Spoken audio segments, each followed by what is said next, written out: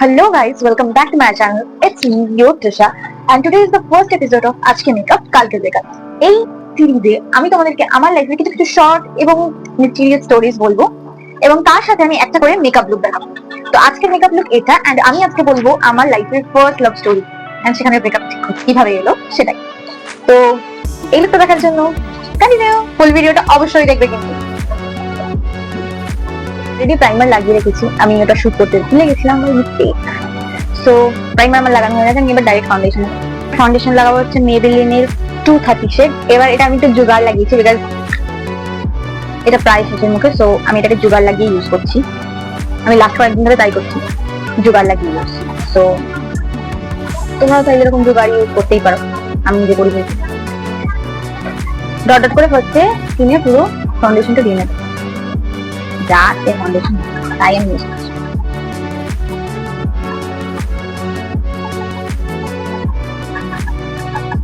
তো আমার লাইফে সবসময় ট্র্যাজেডি, অ্যাকশন, ড্রামা ভরে ভরে আছে, ঠিক আছে?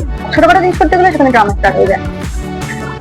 অ্যান্ড আমার লাভ লাইফে কোনো ট্র্যাজেডি, থার্ড পার্সন এন্ট্রি, ভিলেনের এন্ট্রি হবে না, এটা হতেই পারে না, ইটস ইম্পসিবল।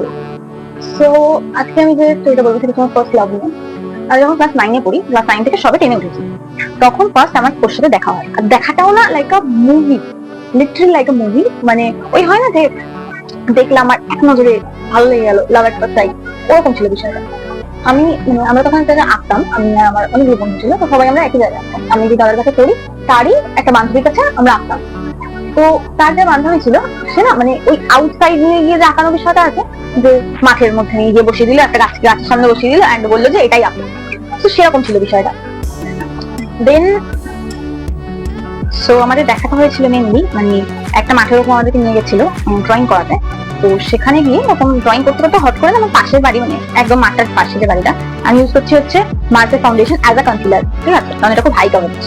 আমি ওকে দেখি এন্ড আমার ওই একবার, মানে আমি তখনও এমন না যে আমি ওকে বহুবার দেখে ফেলেছি বা সামথিং লাইক দ্যাট, আমি জাস্ট একবার দেখেছি ওকে আর আমার দেখে ভালো লেগেছে। সো আমার যখন তাকে ভালো লাগে, অ্যান্ড ওটা ছিল আমার একটা দাদার বাড়ির সামনে, আমার একটা চেনা দাদা, তার বাড়ি একদম অপোজিটের মাঠে।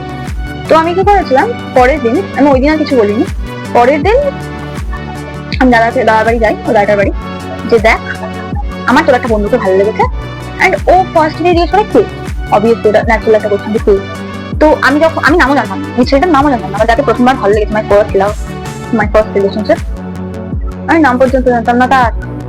তো আমি তখন বলি দেখ দাদা এই ব্যাপার, কালকে আমি এসেছিলাম এখানে ড্রয়িং করতে, তো তখন আমি দেখেছি, আমি ছেলেটার নাম জানি। বলছে ও নাম এ দিয়েছি, নামটা রিভিল করছি না, কিন্তু ঠিক আছে ঠিক নেই।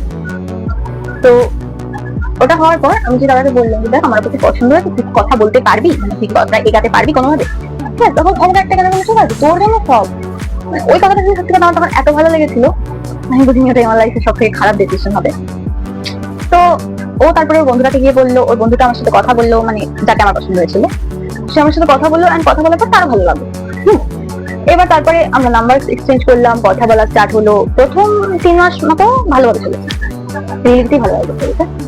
এন্ড 3 মাস পরের কথা বলছি, 3 মাস পর আমাদের ফার্স্ট পুজো ছিল। পুজো বলতে সরস্বতী পুজো একসাথে, এন্ড ওটাই আমার লাইফে অ্যাজ আ কাপল হিসাবে ফার্স্ট সরস্বতী পুজো, এন্ড ওটাই আমার লাইফে অ্যাজ আ কাপল হিসাবে লাস্ট সরস্বতী পুজো। হয়তো কারোর সাথে সরস্বতী পুজোতে করিনি। তো ভালো কথা, ওই বছর আমি পাড়াতেই ছিলাম, যেহেতু ও পাড়ার ছিল, ও আমার একই পাড়ায় থাকে, তো পাড়াতেই ছিলাম। এন্ড আমার যে দাদাটা আমি পড়তাম সে আমাকে বারণ করেছিল যে দেখ এটা করিস না, ও ছেলেটা হয়তো খারাপ না, বাট দ্য থিং ইজ যে তোর বয়স হিসাবে ইটস নট রাইট নাও, ঠিক আছে? অবভিয়াসলি, কারণ আমি তখন সবে ক্লাস 10-এ উঠেছি, কি বুঝি ভাই প্রেম ভালোবাসা দেখে ভালো লাগলো না, ইটস নট লাভ, এটা এখন বুঝি, তখন বুঝতাম না।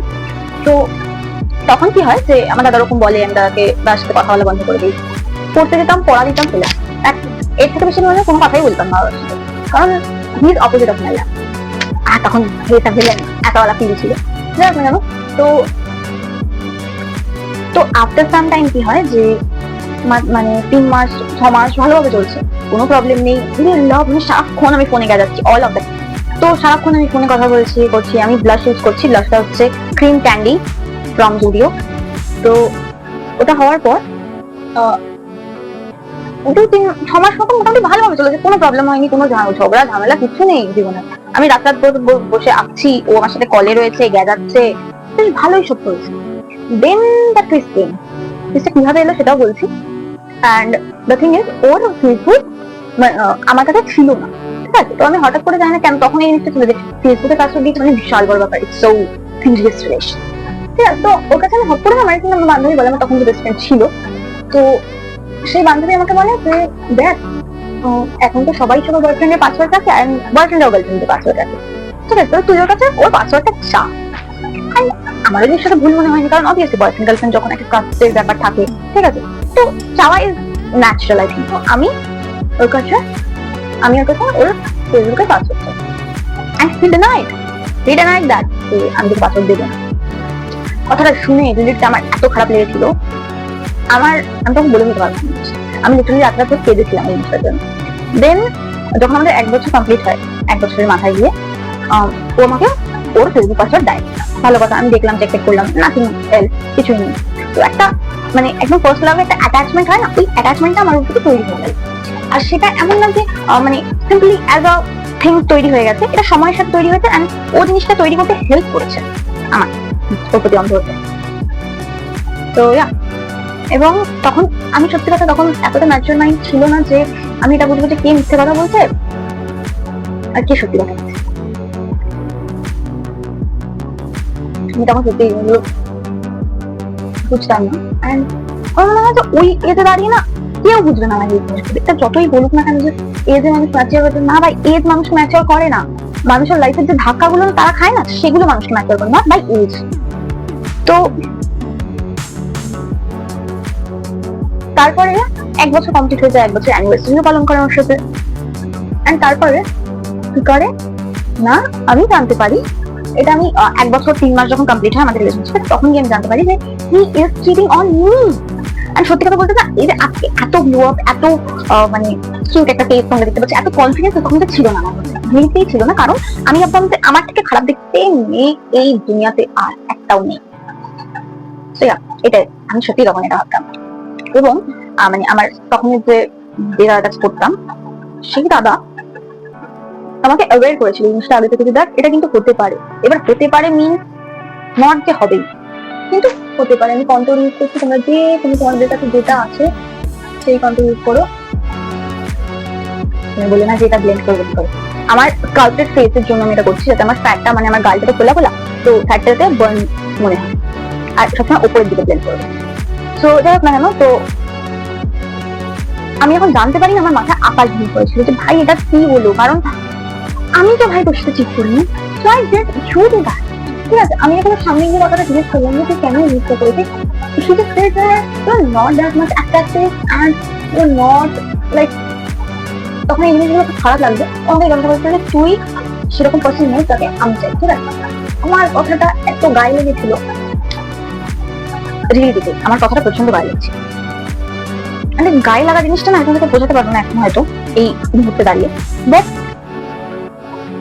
at that time I felt like আমার কোনো মানে আমার লিটারালি তখন এই জিনিসটা এত খারাপ লেগেছিল, আর আমার এই জিনিসটা মনে হয়েছিল যে এর থেকে তো আমি মরে যাওয়াটা বেটার ছিল। আমার তখন এটা মনে হয়েছিল যে এই কথাটা কারোর মুখ থেকে শোনার আগে আমার মনে হয় আমার টপকে যাওয়াটা বেটার অপশন ছিল। I really thought at that time. Then আমার সাথে এমন একটা জিনিস হয়, আমি তখনও ওর লাইফে ছিলাম, মানে আমি যখন জানি যে ও আমাকে চিট করছে, আমি এটা জানার পরেও ওর লাইফে স্টে করেছি। আমি এই জিনিসটা জানার পরেও যখন জানি যে ও আমাকে চিট করছে, আমি এটা জানার পরেও আমি লাইফে স্টে করেছি। আমি 3 মাস ওর লাইফে গেছি, আমি ওটা চান্স দিয়েছিলাম যে দেখ তুই শুধরে যা, তুই ঠিক হয়ে যা, but he literally said that আমার চান্স দরকার নেই। আমার যখন ব্রেকআপ হয় তার আগের দিন কথা আমাকে বলেছিল যে আমার চান্সের দরকার নেই, আমি চাই না। আর আমি লিটারালি ওকে নিয়ে এতটা সিরিয়াস ছিলাম যে আমি আমার মাকে বলেছিলাম, তখন ক্লাস 10 এ দাঁড়িয়ে আমি আমার মাকে বলেছি যে মা এরকম এরকম ব্যাপার, আমার একটা ছেলেকে পছন্দ, আমি চাই তুমি তার সাথে কথা বলো, ঠিক আছে? এবার বিষয়টা হচ্ছে এমন না যে আমার মা বলেছে যে আমি কথা বলবো না, ঠিক আছে? আমার my mother is not that type of typical ভারতীয় নারী, no no no, she is not. আমার মা একটা কথা বলেছিল যে ঠিক আছে নিয়ে আয় না, দেখি তারপরে কথা বলি, তারপরে কথা বলে দেখি যে কিরকম, যদি আমাদের পছন্দ হয় তাহলে না হয় পরে ভাববো, ঠিক আছে? আমি ওকে বলি কথা, ঠিক আছে? আমাকে বলি যে দেখ এরকম একটা ব্যাপার, আমি বাড়িতে ব্যাপারে বলেছি, তো বাবা মা তোর সাথে দেখা করতে চাই, তুই আয় একবার আমার বাড়ি। তো ও আসেও আমার বাড়িতে, আর ও যখন আমার বাড়িতে আসে এই জিনিসটা দেখে আরো আমার মানে কি বলবো, বলতে পারলাম একটা কনফিডেন্স যে রিলেশনশিপটা নিয়ে আমি এগাতে পারি এই রিলেশনশিপে, ঠিক আছে, ওই কনফিডেন্সটা এসেছিল। কিন্তু কিন্তু কিন্তু ও যেদিন আমার বাড়ি থেকে কথা বলে গেল, নেক্সট কথা বলা 2 দিন পরে আমাকে ওই কথাটা বলেছিল যে দেখ আমি তো তোমার রিলেশনশিপ করতে চাই না, I am being founded by someone, মানে আমি অন্য কাউকে পেয়ে গেছি আমার লাইফে। যে সত্যি আমাকে এই কথাটা বলেছিল, ও আমাকে ছবি দেখিয়েছিল মেয়েটা, এন্ড ছবি দেখিয়ে এই কথাটা বলেছিল যে দেখ তোর থেকে অনেক সুন্দরী অনেক তো she just know how to take care of herself, তুই তখন নিজেকেই সামলাতে পারিস না। কারণ আমি সত্যি কথা বলতে আমি ওর সাথে বাচ্চার মতো বিহেভ করতাম, এন্ড এটা রিয়েলিটি যে আমি when I am in love I am being a cutest child ever, আমি নিজেই স্বীকার করি। কারণ আমি রিয়েলিটিতেই ভাই সেরকম ধরনের পার্সন।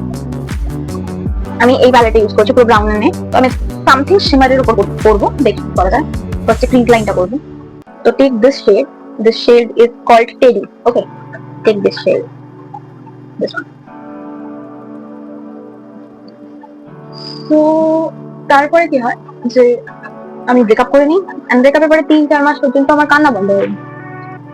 সেটাই আমি এখন ভাবলাম আমার রিয়েলিটিতে এখন ভাবনা হাসি পায় যে আমি 3-4 মাস কন্টিনিউ কান্না করছি, bro, but yes I literally did it. তো যখন আমি এরকম অবস্থায়, দেয়ারফর আমার পার্সন আমার কাছে চলে যায়,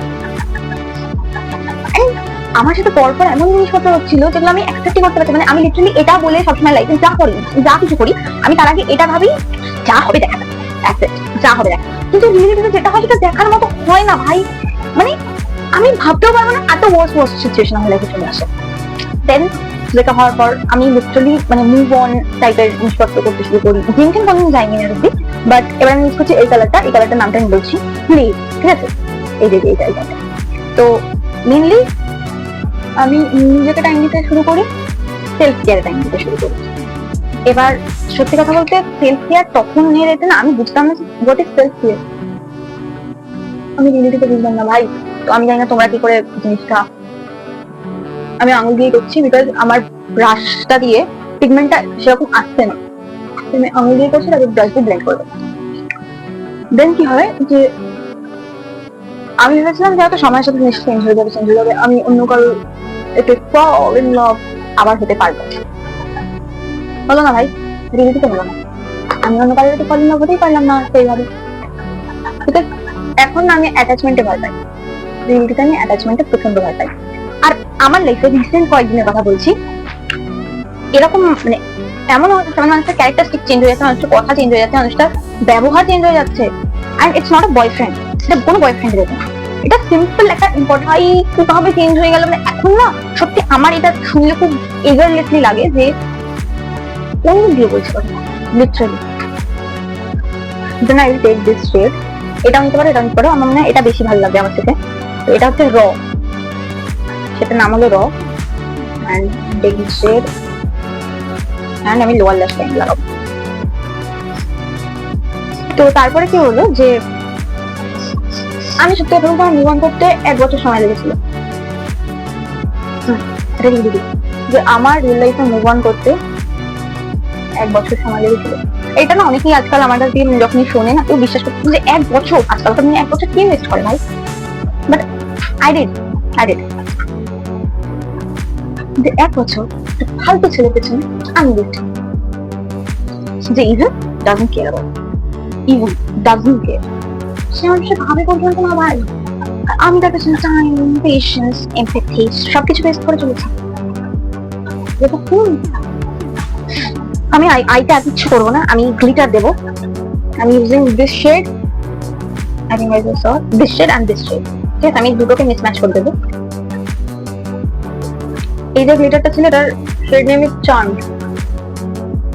চার্মিংটা কিছু হচ্ছে না ভাই, প্রিন্স চার্মিংটা আমি আমার লাইফে খুঁজে পাচ্ছি না, তো আইটা দিয়ে কাজ চালাতে হবে।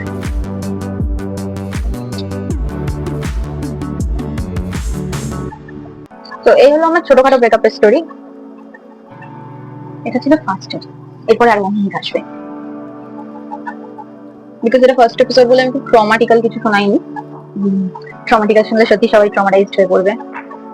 আর সত্যি কথা বলতে আমি এত মানুষকে আমার লাইফে চেঞ্জ হতে দেখে ফেলেছি না, I don't know Y, but আমি এতদিন আমি বলছি 2021 থেকে যে কথাটা বললাম যে রিলেশনশিপের কথা 2021 2021 থেকে এই যে 2025 4 বছর আমি এত মানুষকে চলে যেতে দেখেছি আমার লাইফ থেকে, এবং এমন মানুষদেরকে আমি আসতে দেখেছি এবং স্টে করে যেতে দেখেছি যাদেরকে আমি এক্সপেক্ট করি না। এবার আমি গ্লিটারটা দেবো, ঠিক আছে? তারপরে বলছিলাম গ্লিটারটা লাগিয়ে নি, জাস্ট হালকা হাতে, এক্সট্রা কোনো ইয়ে করবে না, চামচি লাগবে তাহলে খুব, ঠিক আছে? জাস্ট হালকা হাতে, এই যে অল্প দেখতে পাচ্ছেন,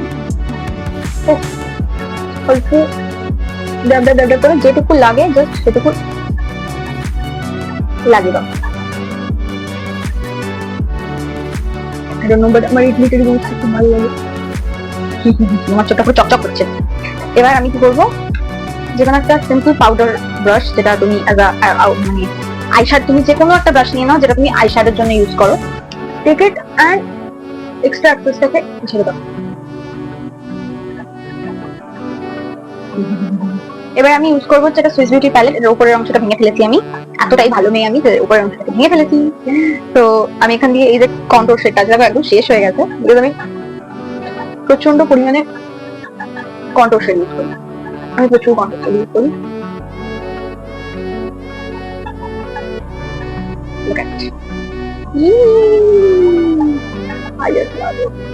কালচার একটা ফিল আসে।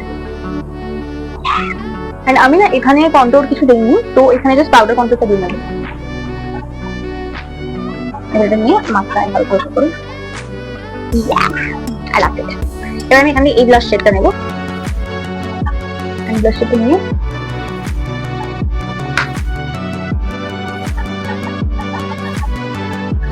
পাউডার ব্লাশ দিয়ে আমরা লিকুইড ব্লাশটাকে সেট করে নিই যাতে আমাদের কালার ভেরিয়েন্টটা চলে না যায়, কারণ লিকুইড ব্লাশে কি খুব তাড়াতাড়ি কালার ভেরিয়েন্টটা চলে যায়। এবার আমি ইউজ করবো কাজল, তোমরা যে কোনো কাজল নিতে পারো, কারণ আমি না সত্যি কথা বলতে আইলাইনারটা প্রেফার করি না, বাট আমি এটার উপরে আইলাইনার দেবো। তো সিম্পলি আমি কাজলটা এখানে বসালাম এন্ড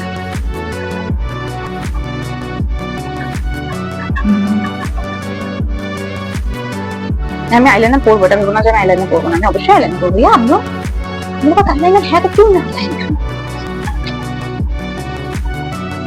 লিপস্টিক কিন্তু আমি শুধু লিপ বাম দিয়েছি, এখনো আমি কোনো লিপস্টিক পরিনি, তো আইলাইনারটা করার জন্য একটা দরকার, তাই না? ওকে,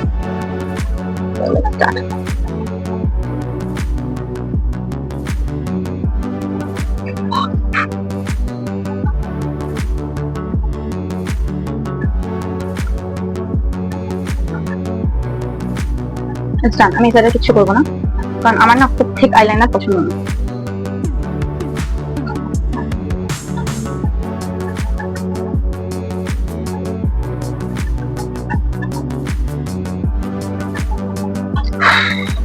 এই আইলাইনার পরাটা আমার কাছে জুতো থেকে কম কিছু না।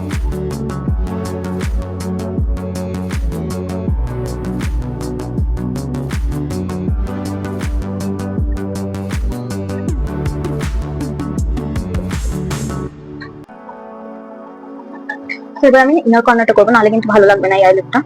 তো সো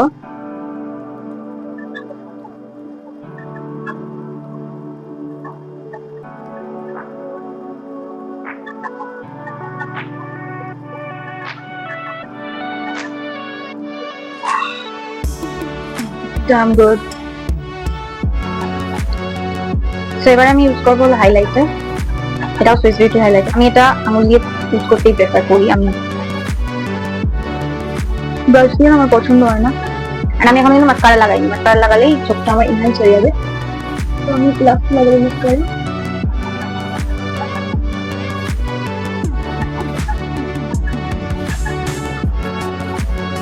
হালকা একটু ঘাঁটা দেবো, এটাকে আঙুল দিয়ে হালকা ঘাঁটে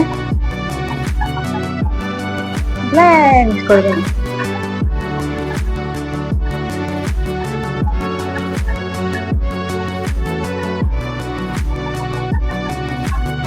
So I know what to do, not to do.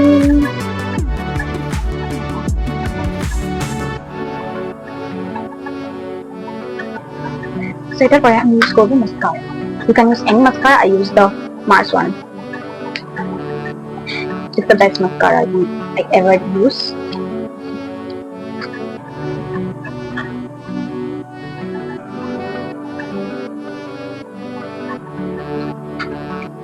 Before mascara, after mascara. ঠিক আছে, মাস্কারা না সত্যি কথা বলতে আমাদের লুক গুলোকে খুব এনহ্যান্স করবে। Okay, love you.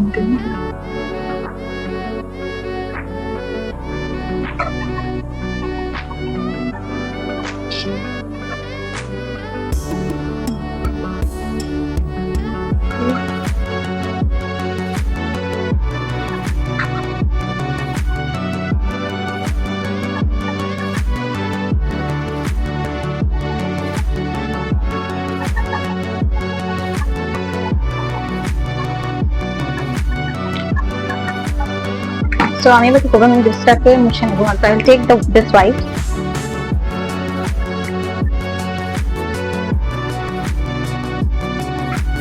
আমার লিপসের মেইন শেড কিন্তু এটাই, এর থেকে লাইট হয় না আমার লিপস।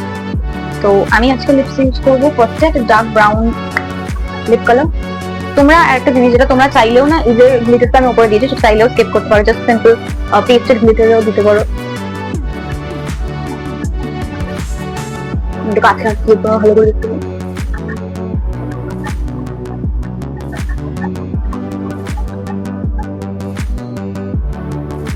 লিপ লাইনিংটা না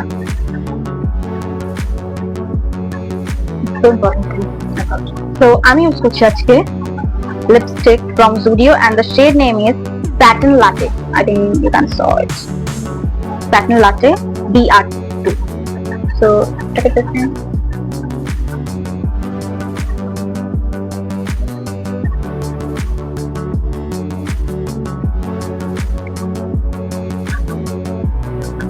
আমি এরকম ভাবে না বুঝে আমি ট্যাপ ট্যাপ করে দিতে বেশি পছন্দ করি। আমার লুক ডান। এবার আমি শাড়িটা পরে এসে তোমাদেরকে দেখাই যে আমাদের ফাইনাল লুকটা ঠিক কেমন হলো। পুরো লুক কমপ্লিট। এবার আমি শুধুমাত্র টিপটা অ্যাড করেছি, টিপটা আমি অফ ক্যামেরায় করেছি। এবার আমি চুলটা আসলে আমি চুল এখনো কিছু করিনি, অ্যান্ড আমি এক্সেসরিজও কিছু করিনি। এবার আমি তোমাদেরকে ফার্স্টে এক্সেসরিজ গুলো দেখাই, ঠিক আছে? আমি কি কি এক্সেসরিজ করবো হচ্ছে, আমি ভেবেছি এটা বাট এটাও ভালো লাগছে। এই যে বুঝতে পারছি না, এটা করে দেখি। ভেরিজ বলতে আমি এগুলো ইউজ করি। একটা হচ্ছে আমার কানের হচ্ছে কাটা, এটা আমার ফেভারিট কাটা। অ্যান্ড আরেকটা যেটা ইউজ করি সেটা হচ্ছে আমি নট, ঠিক আছে? আমি নট করতে খুব ভালোবাসি। তো এবারে আমি কি করবো, ফার্স্টে কানেরটা করবো, দেখে কেমন লাগে আমার এই কানেরটা। আমার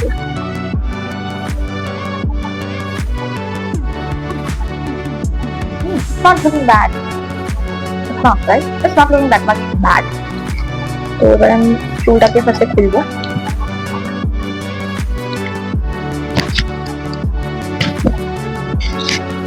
মনে হয় খোপা করার থেকে বেটার আমাকে সারা চুলেই ভালো লাগছে। তো